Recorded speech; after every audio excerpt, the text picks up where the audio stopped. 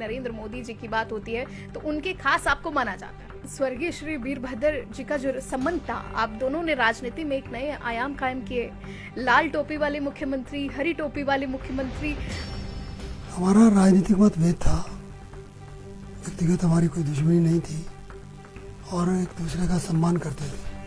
वो मेरे से बड़े भी थे, वरिष्ठ भी थे और जब मैं पहली बार मुख्यमंत्री बना तो बहुत सारी बातें उनसे सीखी हुई। लोग अक्सर पूछते हैं हमीरपुर कब तक रेल पहुंचेगी। हमीरपुर का उन्होंने वहीं से केंद्र ने स्वीकृत कर दिया था। प्रदेश सरकार अपना हिस्सा भी नहीं दे पाई। जब प्रदेश सरकार अपना हिस्सा दे देगी तो काम शुरू हो जाएगा। सुखविंदर सिंह सुक्खू सरकार के इन 9-10 महीनों के कार्यकाल को किस तरह से देखते हैं? इतनी बड़ी त्रासदी हुई है, उसके लिए संसाधन जोड़ना, लोगों को राहत देना और जो 10 फायदे किए उनमें से एक भी पूरा ना कर पाना, ये सारी बातें हैं। लेकिन दिक्कतें भी उनकी हैं, तो एक व्यवहारिक दृष्टिकोण अपनाते हुए अभी थोड़ा समय उन्हें और देना चाहिए। मोदी जी के साथ आपका एक बहुत घनिष्ठ एक संबंध रहा है। मैं चाहूंगी कि उस संबंध के बारे में भी आप लोगों से, हमारे दर्शकों से थोड़ा साझा करें, क्योंकि कहते हैं कि आप बहुत खास एक, जब भी अगर हिमाचल प्रदेश में किसी राजनेता की बात होती है, नरेंद्र मोदी जी की बात होती है, तो उनके खास आपको माना जाता है। सही कहा आपने। नरेंद्र भाई हमारे 7 साल प्रभारी रहे। मैं तब पार्टी का अध्यक्ष भी था, बाद में मुख्यमंत्री बन गया और जब तक वो मुख्यमंत्री नहीं बने तब तक प्रभारी हमारे रहे। तो उनका बहुत ज़्यादा सहयोग रहा और संगठन को खड़ा करने में बहुत मदद की। हमने भी यथाशक्ति मेहनत की और मिलकर प्रदेश में पहली बार गैर कांग्रेस 5 साल सरकार चलाई। जी सर, आपका और स्वर्गीय श्री वीरभद्र जी का जो संबंध था, आप दोनों ने राजनीति में एक नए आयाम कायम किए। लाल टोपी वाले मुख्यमंत्री, हरी टोपी वाले मुख्यमंत्री, आज के इस वक्त में अगर बात करें तो आपको क्या लगता है, वो होते तो क्या हिमाचल की तस्वीर होती और राजनीति के क्या हाल होते, कैसी राजनीति होती? क्योंकि आपका एक मैत्रीपूर्ण संबंध भी आपस में रहा है। हमारा राजनीतिक मतभेद था, व्यक्तिगत हमारी कोई दुश्मनी नहीं थी और एक दूसरे का सम्मान करते थे। वो मेरे से बड़े भी थे, वरिष्ठ भी थे और जब मैं पहली बार मुख्यमंत्री बना तो बहुत सारी बातें उनसे सीखी हुई कि किस तरह व्यवहार होना चाहिए, प्रोटोकॉल क्या है, कई बातें। और वो बहुत रिस्पेक्ट करते थे। कभी जब भी संबोधित करते थे सर करके संबोधित करते थे, हम भी उन्हें सम्मान देते थे। और जब जब टकराव हुआ तो खुल के हुआ, लेकिन वो विधानसभा के अंदर या बाहर मुद्दों तक सीमित था। व्यक्तिगत हमारी कोई दुश्मनी नहीं थी, एक दूसरे के सुख दुख में शामिल होते थे और मान सम्मान भी करते थे। बिल्कुल। बात करेंगे धूमल जी, लोकसभा चुनाव आने वाले हैं और लोकसभा चुनावों में संसदीय क्षेत्र हमीरपुर की हम बात करें तो गढ़ है ये भाजपा का, और क्या भाजपा इस बार भी अपने गढ़ को मजबूत रखेगी, कायम रखेगी, जारी रखेगी इस जीत को? और कैसे जारी रख पाएगी इस जीत को? क्योंकि बहुत से लोगों में कहीं ना कहीं बहुत से मुद्दों को लेकर, जैसे रेल के मुद्दे को लेकर कहीं ना कहीं असमंजस भी है कि बहुत से वादे पूरे नहीं हो पाए हैं।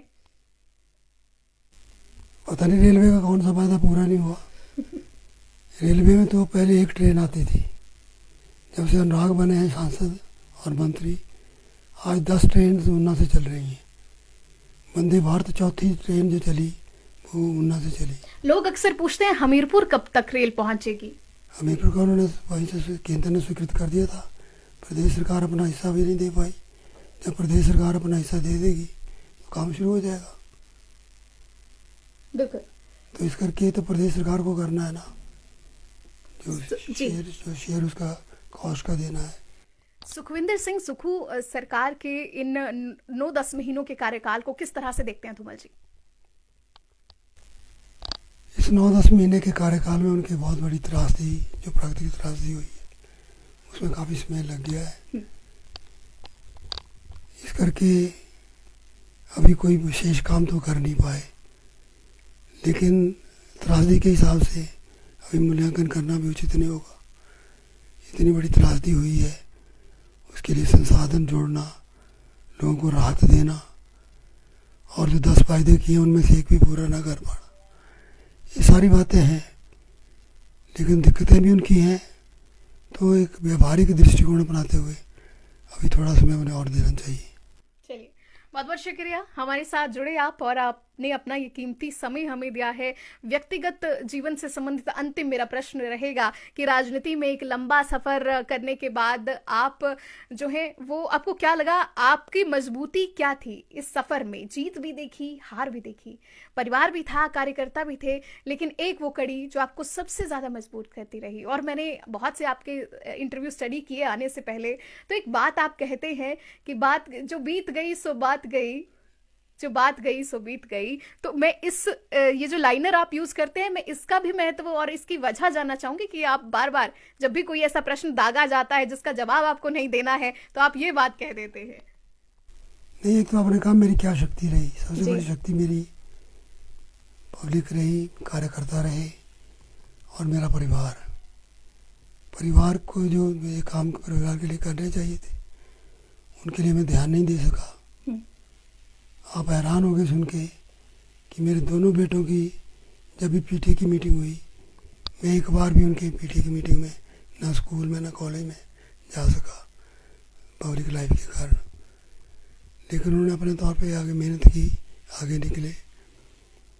परिवार में अपेक्षाएं बहुत होती हैं, मैं उतना ध्यान अपने परिवार के नहीं दे सका।